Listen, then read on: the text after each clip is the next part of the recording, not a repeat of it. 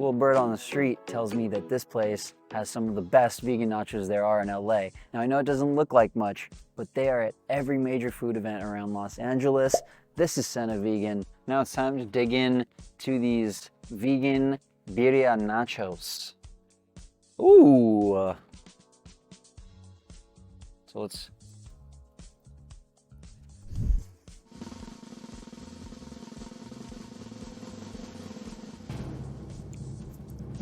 No.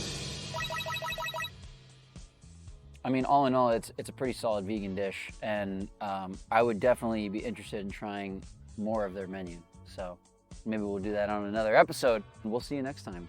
Let us know in the comments if you want to try something around Los Angeles, all right? Bye.